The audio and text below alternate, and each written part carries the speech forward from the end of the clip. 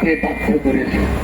এবং তারা যদি মনে করে আজকে আওয়ামী সন্ত্রাসীরা এবং তাদের দালাল যারা মাজার ভাঙছে, ইহুদিবাদের দালাল, হিন্দুত্ববাদের দালাল, তারা একের পর এক মাজার ভাঙছে, তারা যদি মনে করে যে এই ব্যবস্থার মধ্য দিয়ে এই অঘটন ঘটিয়ে এই অস্থিতিশীলতা তৈরি করে তারা বর্তমান গণ-অভ্যুত্থানের যে সরকার গঠিত হয়েছে তাকে দুর্বল করবে, অস্থিতিশীলতা তৈরি করবে, তাদেরকে আমরা সাবধান করে দিচ্ছি। এই যে দুর্বলতা এই সরকারের মধ্যে দেখা দিয়েছে, এই দুর্বলতার ফল বাংলাদেশের রাজনীতিতে, বাংলাদেশের আগামী দিনগুলোতে অত্যন্ত খারাপ ভাবে পড়বে। ফলে আমরা আমাদের আজকে এই সভা থেকে কয়েকটা সিদ্ধান্ত নিয়েছি, সেটা আমি আপনাকে জানাতে চাই এবং আপনাদের মধ্য দিয়ে আমাদের সরকারের কাছে আমরা পৌঁছাতে চাই। আমরা যথাশীঘ্র সম্ভব এই বিষয়ে আমাদের ধর্ম উপদেষ্টা, স্বরাষ্ট্রমন্ত্রী এবং সংস্কৃতি উপদেষ্টা যিনি আছেন, আমাদের দুই উপদেষ্টা, আমাদের স্বরাষ্ট্র উপদেষ্টা তার কাছে, আমরা একই সঙ্গে আমাদের ধর্ম উপদেষ্টা তার কাছে, একই সঙ্গে আমাদের সংস্কৃতি উপদেষ্টা যিনি আছেন তার কাছে, এবং আমাদের যে আইন উপদেষ্টা আছেন, এই চারজনের কাছে আমরা আমাদের একটা কমিটি নিয়ে যাব। এটা হচ্ছে এই মাজার সংরক্ষণ, মাজার পুনর্গঠন, মাজার সংস্কার কমিটি আমরা গঠন করব। আমরা যারা আমাদের সঙ্গে যুক্ত আছেন, বাংলাদেশে যতগুলো মাজার আছে, শান্তি প্রিয়, যারা কখনো কোনো উস্কানিতে বিশ্বাস করে না, এবং আমরা কখনোই উস্কানি দাতাদের সমর্থন করি না, মানে এরকম যতগুলো মাজার রয়েছে, যতগুলো ধাম রয়েছে, যতগুলো সন্ত সাধু তাদের বিভিন্ন স্থান রয়েছে, তাদের সঙ্গে আমরা যোগাযোগ করব এবং এই চার উপদেষ্টার সঙ্গে আমরা দেখা করে বাংলাদেশের পরিস্থিতি তাদেরকে বুঝিয়ে বলার চেষ্টা করব।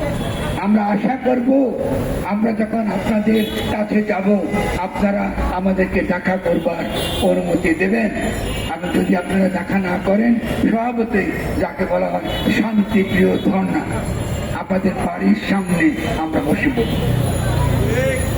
ধর্ণা দিতে পছন্দ করি আমরা কোনো প্রকার সংঘাত, কোনো প্রকার দ্বন্দ্বের মধ্যে যেতে চাই না।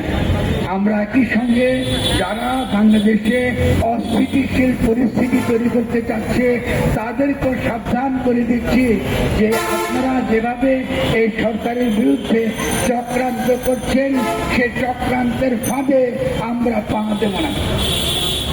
2 নম্বর আমাদের সিদ্ধান্ত, আমরা ইতিমধ্যে শুনেছেন 3 অক্টোবর তারিখে আমরা শহীদ মিনারে আমরা একটা বড় একটি সম্মেলন করব, সাধু সন্ত ফকির ধর্মের সকলের সম্প্রীতির সম্মেলন। 3 তারিখে সাধু সন্ত ফকির ধর্মের এই সকলের যেই ছুটি, অবশ্যই আপনারা এক কথা শুনি বলেন, এই সকলের সম্মেলন আমরা আজকে আমরা চেষ্টা করব যতগুলো ঘর আছে বাংলাদেশে তাদের সকলের কাছ থেকে অন্তত 1-2জন প্রতিনিধি নিয়ে আমরা সম্বোধন করবার চেষ্টা করব। এর মধ্য দিয়ে আমরা এই বিভিন্ন ধামে, বিভিন্ন আশ্রমে, বিভিন্ন আখড়ায়, বিভিন্ন সুফি খানকায় যারা আছেন তারা কি চর্চা করছেন সেই চর্চা সম্পর্কে একটা সুন্দর ধারণা আমরা বাংলাদেশের জনগণের কাছে হাজির করতে চাই। ফলে আমার কথা যে সকল ভাইয়েরা বোনেরা সারা দেশে শুনছেন, যারা নবীর আশেকান, রসুলের আশেকান, যারা জীবনকে সুন্দরভাবে যারা চর্চা করছেন, মানুষের সঙ্গে শান্তি এবং সৌহার্দ্যপূর্ণ সম্পর্ক তৈরি করার জন্য, চর্চা করার জন্য যারা তাদের সারা জীবন ব্যয় করেছেন, আশা করি তারা আমার কথা শুনবেন এবং আমাদের ডাকে সাড়া দেবেন। আজকে আমরা এখানে যারা কথা বলতে এসেছি, আমরা আপনাদের সকলের পক্ষে অতি দ্রুত কথা বলতে এসেছি। কুমিল্লায় 4টি মাজার পুড়ে দেওয়া হয়েছে। যদি আপনারা একত্রিত না হন, যদি আপনারা সংগঠিত না হন, কয়দিন পরে আপনাদেরও মাজার যত বড়ই হোক না কেন, যত বড় পীরের মাজার হোক আর যত বড় মাজারই হোক, আপনারা এটাকে রক্ষা করতে পারবেন না। ফলে এই আমাদের 2 নম্বর সিদ্ধান্ত। আমাদের 3য় সিদ্ধান্ত হচ্ছে এই যে আমরা মনে করি বাংলাদেশে এই যে একটা বাইনারি তৈরি করা হয়েছে, যে ইসলাম পন্থা বনাম ইসলাম বিরোধিতা, এই বাইনারি রাজনীতি থেকে আমরা বেরিয়ে আসতে চাই। আমাদের দরকার ঐক্য, আমাদের দরকার সংহতি, এবং ঐক্য এবং সংহতির ভিত্তিতে আমরা কি চাই? ঐক্য এবং সংহতির ভিত্তিতে আমরা একটা নতুন বাংলাদেশ গঠন করতে চাই। সে নতুন বাংলাদেশ গঠন করবার ক্ষেত্রে আমরা যারা আমাদের নবীর শেখান, আমরা যারা আমাদের যার যার ধর্ম আমরা নিজের মতো করে পালন করি, এবং একই সঙ্গে অপরের প্রতি আমরা সহিষ্ণু, অপরকে ভালোবাসি, অপরকে শ্রদ্ধা করি, আপনারা সকলে আমাদের সঙ্গে একত্রিত হবেন।